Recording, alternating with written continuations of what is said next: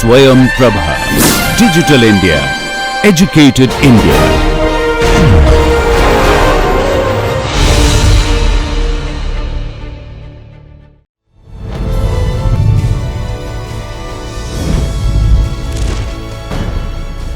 योगः कर्मसु कौशलम्.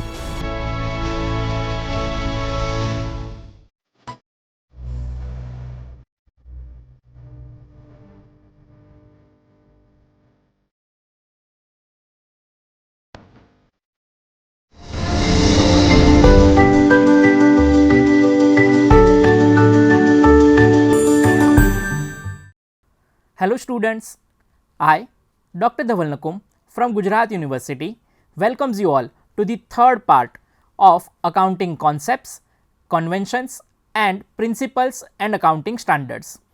Previously, we have discussed entity concept, money measurement concept, periodicity concept, accrual concept and matching concept in previous modules. We will continue with the same topic to study the remaining concepts in this part. Number 1, going concern concept. Number 2, cost concept. Number 3, realization concept. Number 4, dual aspect concept. Number 5, conservatism. Number 6, consistency. And number 7, lastly, the materiality. Let us commence with the going concern concept. Going concern concept. When any business is commenced by an entrepreneur, it is expected that the business will remain for generations. Many times it is observed that firms have been functioning for 4 to 5 generations. The life of every human being is decided by nature, but the life of a business cannot be predetermined. All businesses run on the assumption that the business will continue for an indefinite period of time. This is also called the concept of definite accounting period. As per the going concern concept, an indefinite life of the entity is assumed. Bombay Dyeing, founded in 1879 in Mumbai, Dabur established in 1884 and Tata Steel established on 25th August 1907 in Jamshedpur are examples of companies with more than 100 years of existence. Their long life in the market is a result of the going concern concept. The financial statements are normally prepared on the assumption that an enterprise is going concern and will continue in operation for the foreseeable future. Hence, it is assumed that the enterprise has neither in the intention nor the need to liquidate or materially curtail the scale of its operations. If such an intention or need exists, the financial statements may have to be prepared on a different basis. The valuation of assets of a business entity is dependent on these assumptions.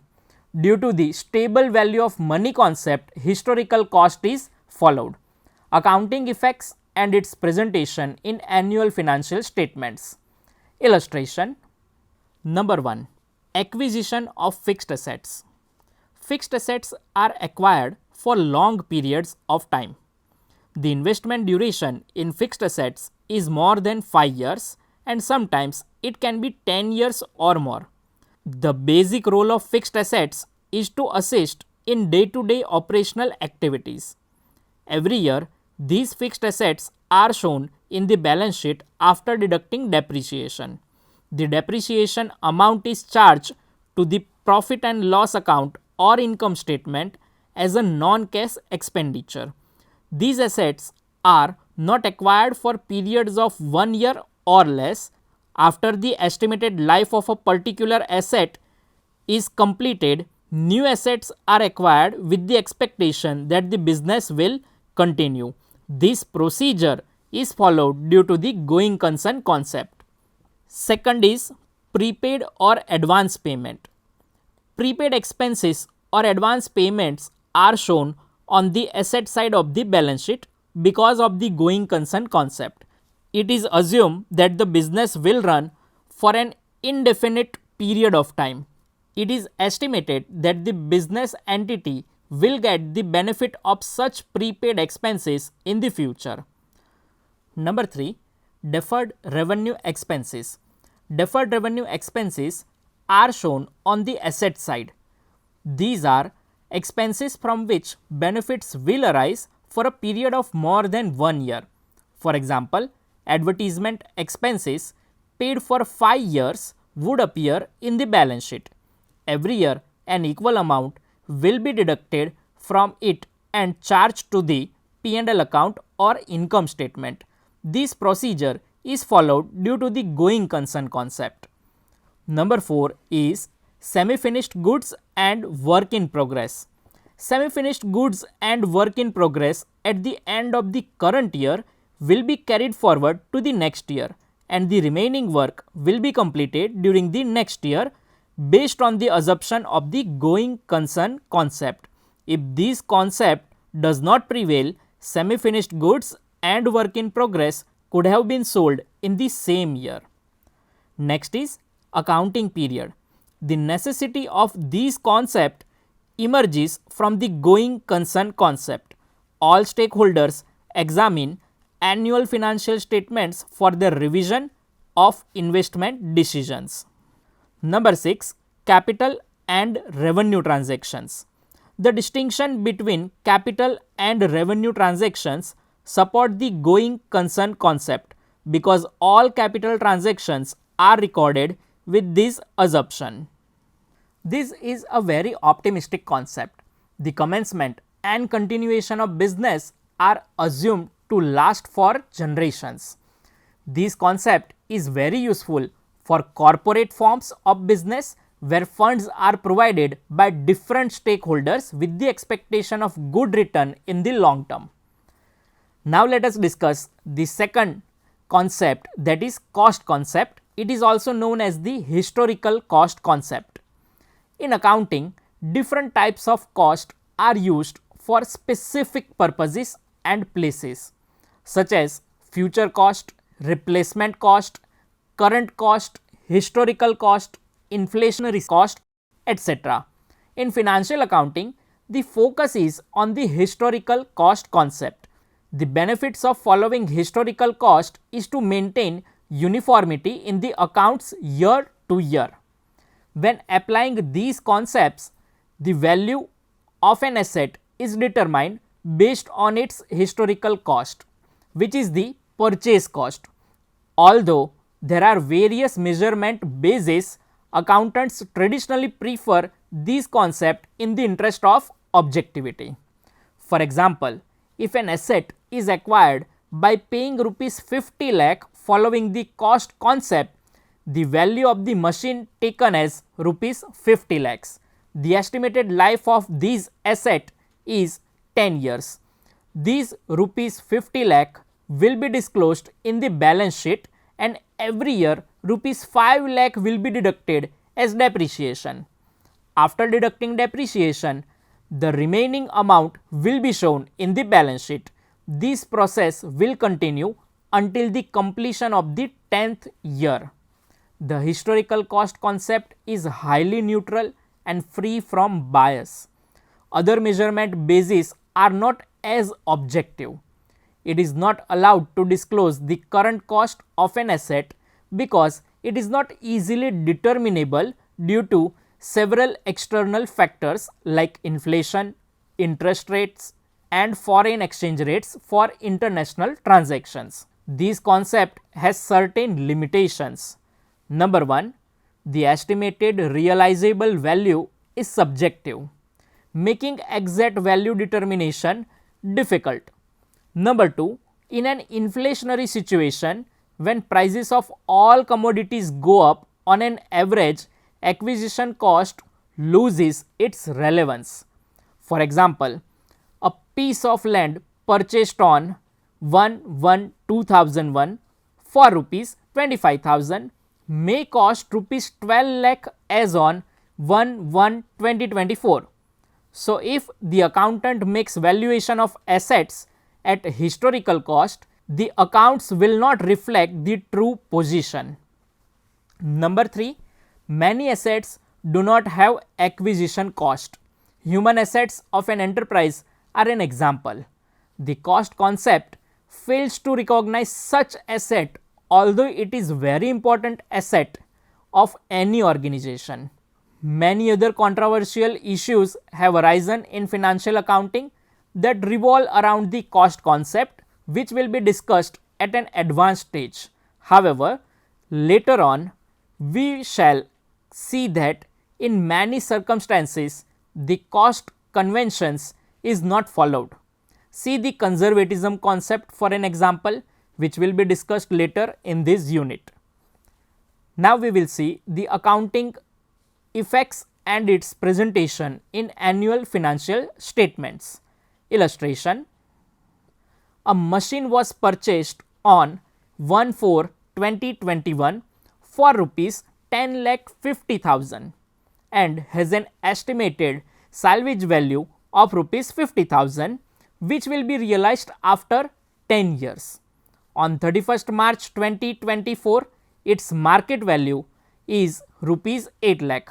How would you disclose this machine in the annual financial statement on 31st March 2024? Let us see.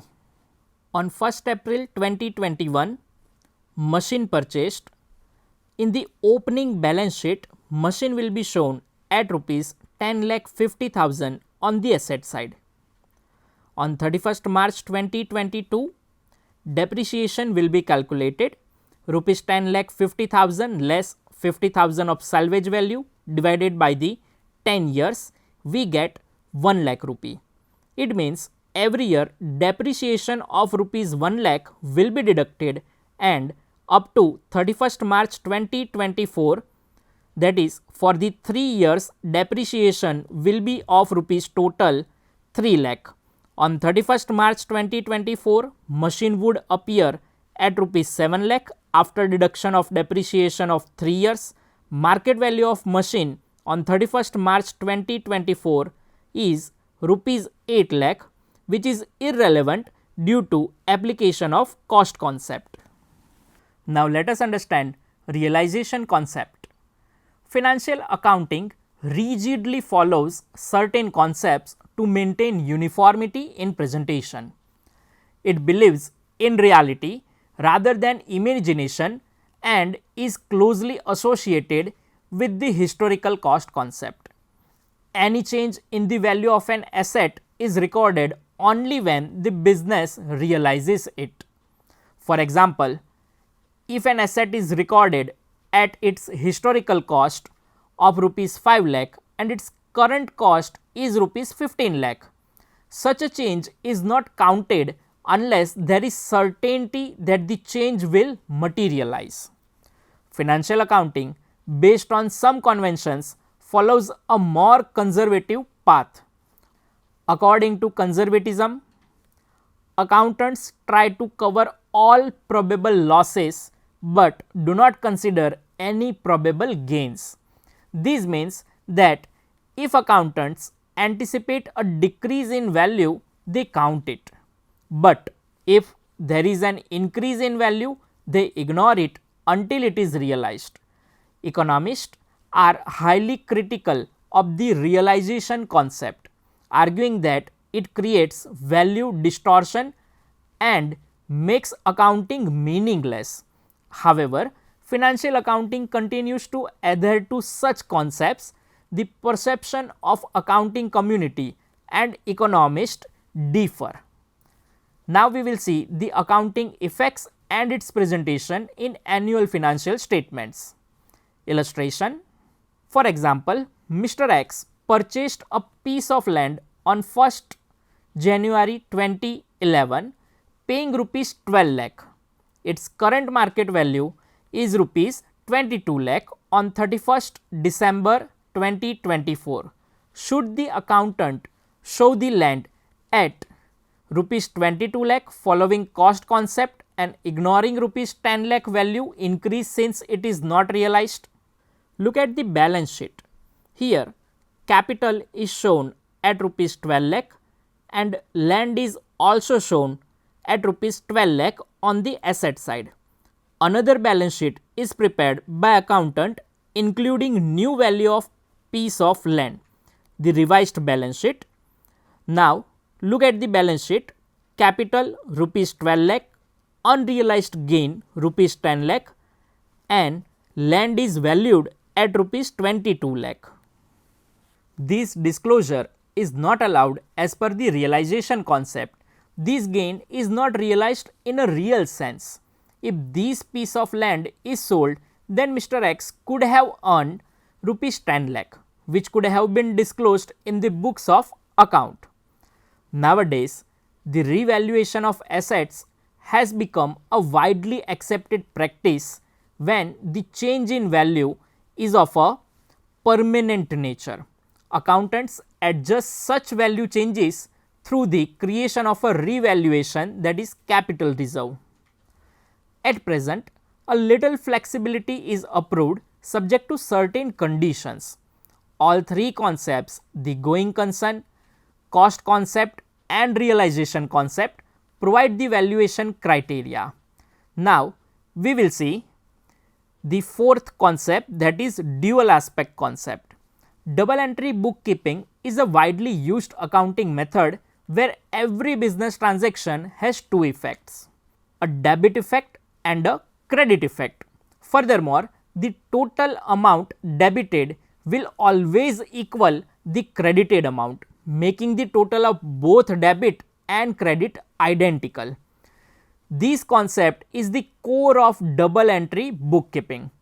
Every transaction or event has two aspects, and business transactions are always in the context of either assets, liabilities, incomes, expenses, or a mix of any two. We have already studied the dual aspect under the accounting equation method. Under this method, the effects of incomes and expenses are directly recorded where applicable, whether in capital, liabilities, assets, or any combination thereof. We will repeat these to understand the concept once again. Let us consider all possible effects of business transactions. Number 1, it increases one asset and decreases another asset. Number 2, it increases an asset and simultaneously increases liability. Number 3, it decreases one asset and increases another asset.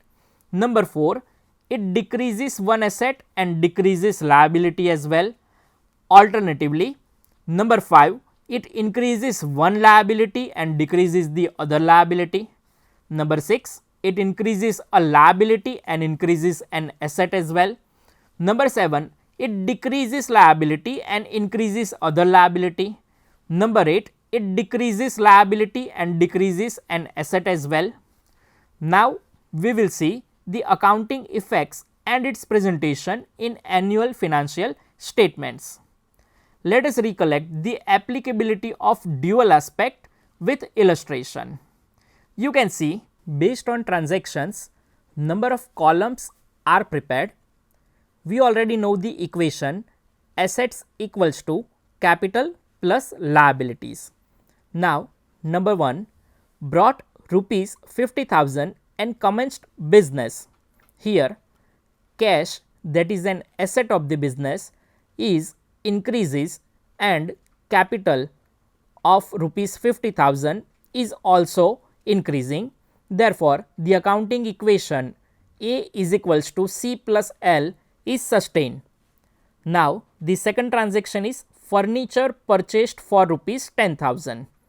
Furniture, an asset of the business, is increasing, whereas the other asset, that is cash, is also decreasing by the amount of 10,000. Third transaction is goods for rupees 12,000 purchased in cash. Here, goods, which is an asset of the business, is increasing, whereas another asset, that is cash, is decreasing by the same amount of rupees 12,000. Fourth transaction is goods for rupees 8,000 is purchased from B. Here, goods, that is an asset of the business, is increasing and liability towards B of rupees 8,000 rupees is also increasing. So, assets and liabilities both are increasing. Number 5, goods of rupees 7,000 is sold for rupees 10,000 in cash. Here cash of 10,000 rupees is increasing. It means asset is increasing by the amount of 10,000 rupees. Goods is going out of the business. So goods, that is an asset of the business, is decreasing by the amount of 7,000, and profit, which is part of the capital, is increasing. Next transaction is rupees 6,000 paid for wages. Here 6,000 cash is decreasing and capital of 6,000 is also decreasing. Number 7, wages outstanding rupees 1,000. Liability towards outstanding wages is increasing, whereas capital is decreasing as wages is an expense of the business.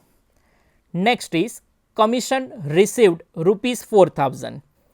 Cash is increasing by the amount of 4,000. It means an asset is increasing by the amount of 4,000, and as it is an income of the business, capital is also increasing by the amount of 4,000. Therefore, again the equation A is equals to C plus L is maintained. Next transaction, dividend received rupees 9,000. Here cash is increasing by the amount of 9,000 and dividend is our income. Therefore, capital is also increasing by the amount of 9,000 rupees. Next transaction is machine purchased rupees 8,000. Here cash is decreasing by the amount of 8,000 and machine, which is also an asset of the business, is increasing by the amount of 8,000 rupees. Next transaction is land purchased from Radha for rupees 25,000. Here the name of the seller is given. It suggests that we have purchased land from Radha on credit. Therefore, asset worth 25,000 is increasing and liability towards Radha for the amount of 25,000 is also increased. Last transaction is borrowed bank loan of rupees 20,000. Here cash is increasing and liability towards bank is also increasing. In total, assets equals to capital plus liability, that is assets worth 1,13,000 equals to capital rupees 59,000 plus liabilities 54,000 is equal. Now we will see the balance sheet based on the above transaction. We can see that total of cash is 57,000, which is shown on the asset side. Furniture rupees 10,000, again shown on the asset side. Goods, total of goods for the amount of rupees 13,000 is shown on the asset side. Machine 8,000 and land rupees 25,000. On capital and liabilities side, capital worth rupees 56,000 is shown on the liabilities side, plus profit of 3,000 is added, so we get 59,000. In case of liabilities, B's account rupees 8,000, outstanding wages 1,000, Radha's account 25,000 and finally the bank loan 20,000. It equates the balance sheet by the amount rupees 1,13,000. Another important concept is conservatism. Some traditions followed in society are need based. In accounting, along with principles, a concept of conservatism is followed. Conservatism is a kind of precautionary system. It states that the accountant should not anticipate income and should provide for all possible losses. When there are many alternative values of an asset, an accountant should choose the method which leads to the lesser value. Later on, we shall see that the golden rule of current asset valuation, cost or market price, whichever is lower, originated from this concept.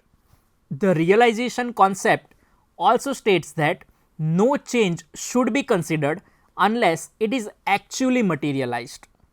The conservatism concept is the second controlling factor. It is not prudent to consider unrealized gain, but it is desirable to guard against all possible losses. For this concept, there should be at least 3 qualitative characteristics of financial statements, namely, number 1, prudence. All possible losses or anticipated losses are part of the account, but anticipated gain has no place in accounts as per the feature of prudence. Prudence conveys a kind of carefulness in the preparation of accounts. Number 2, neutrality. The core part of accounts is that they should be prepared objectively, meaning unbiased. Due to objectivity quality, accounts are accepted by all without reservation. Number 3, faithful representation of alternative values. There are some different views about this concept. Many accounting authors, however, are of the view that the conservatism essentially leads to the understatement of income and wealth and should not be the basis for the preparation of financial statements. But this concept has its own positive role in the accounting system. Now let us see the accounting effects and its preparation in annual financial statements. Illustration. Number 1. At the end of accounting year, company has closing stock of rupees 1,20,000, but its market value is of rupees 1,05,000. The value of closing stock will be taken at rupees 1,05,000. Closing stock is always credited. Instead of crediting rupees 1,20,000, 1,05,000 is credited due to the conservatism concept. So, the profit would reduce by rupees 15,000. This is a possible loss. In the balance sheet, on the asset side, stock would appear at rupees 1,05,000. Second transaction is the closing balance of debtors of firm is rupees 70,000. As per tradition, 5% BDR, that is bad debt reserve, is maintained. BDR is a provision. Debtors are the result of credit sales of the current year. BDR is an anticipated loss. It is to be provided from the profit of current year. So, BDR of rupees 3,500, that is 5% of rupees 70,000, will be debited to the P&L account. Consequently, profit would reduce by rupees 3,500 due to the consideration of the anticipated loss of rupees 3,500. Now, let us study consistency. Consistency is the quality of always having the same standard, opinions, behavior, etc. Financial statements of corporate sectors are used in the public domain. Consistency in annual reports maintains the trust of different users of annual reports, specifically the trust of investors and moneylenders. Further, to achieve comparability of the financial statements of an enterprise through time, the accounting policies are followed consistently from one period to another. A change in an accounting policy is made only in certain exceptional circumstances. According to ICAI, the concept of consistency is applied particularly when alternative methods of accounting are equally acceptable. For example, a company may adopt any of several methods of depreciation such as the written down value method, straight line method, etc. Likewise, there are many methods for the valuation of inventories. But following the principle of consistency, it is advisable that the company should follow consistently over the years the same method of depreciation or the same method of valuation of inventories which is chosen. However, in some cases, though there is no inconsistency, they may seem to be inconsistent apparently. In case of valuation of inventories, if the company applies the principle at cost or market price, whichever is lower, and if this principle accordingly results in the valuation of inventories in one year at cost price and the market price in the other year, there is no inconsistency here. It is only an application of the principle. In certain situations, accounting policies may be changed. Number 1, due to mandatory accounting standards. Number 2, to meet any new legal requirements. Number 3, in case of amalgamation. Number 4, in case of demerger. Now, we will see the accounting effects and its presentation in annual financial statements. Illustration. Transaction number 1. Shifting from the straight line method SLM of depreciation to the written down value method, that is WDV. Under the SLM, the amount of chargeable depreciation will be similar throughout the life of the asset. In contrast, under the WDV method, the amount of depreciation will be higher in the initial years and gradually reduce significantly over time. Next transaction, shifting from LIFO method to FIFO method of inventory valuation. There is an impact of the valuation method on the value of closing stock. During inflation, if the FIFO method is used instead of the LIFO method, the value of closing stock will be higher and ultimately profit will be higher and vice versa. Due to inconsistency in accounting, the financial results of each year will be different, and unfortunately, they will not be comparable for making any managerial decisions. Finally, let us close discussion with the last concept of today's session, materiality. Accounting says each and every transaction must be recorded and given due importance. At the same time, the effect of some transactions does not affect the financial performance and status of the business unit. Such transactions can be ignored. This concept provides some relaxation for accounting treatment of specific transactions. The materiality principle permits other concepts to be ignored if the effect is not considered material.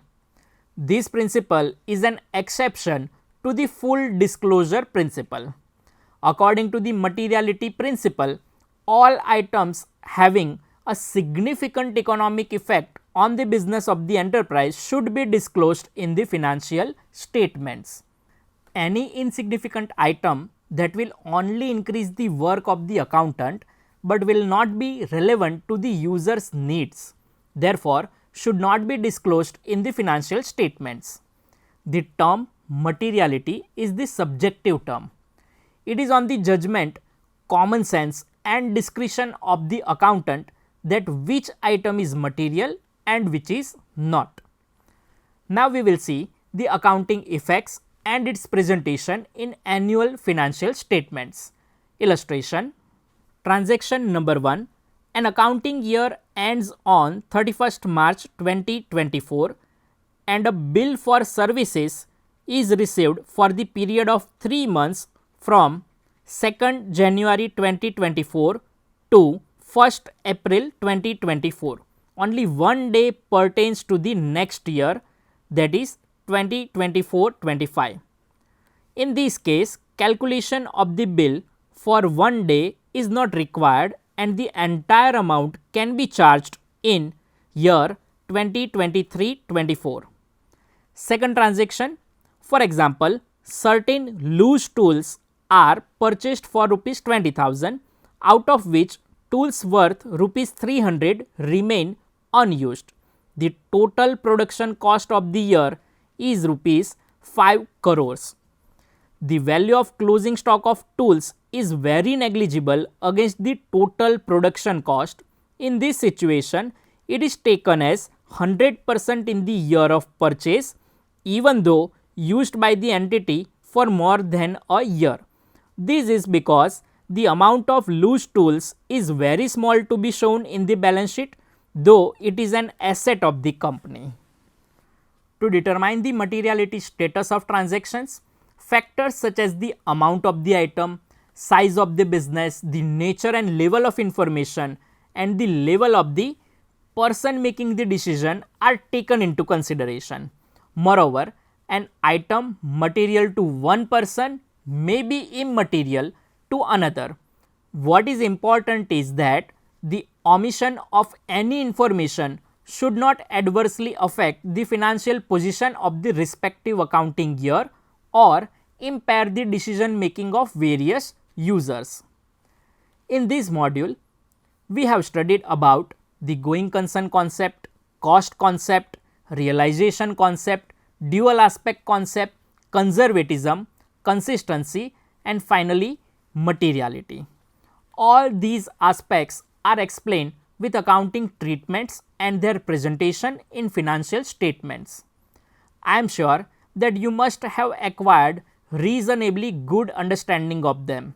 Clarity about all accounting concepts, conventions and principles will put you in comfortable position to learn advanced issues of accounting.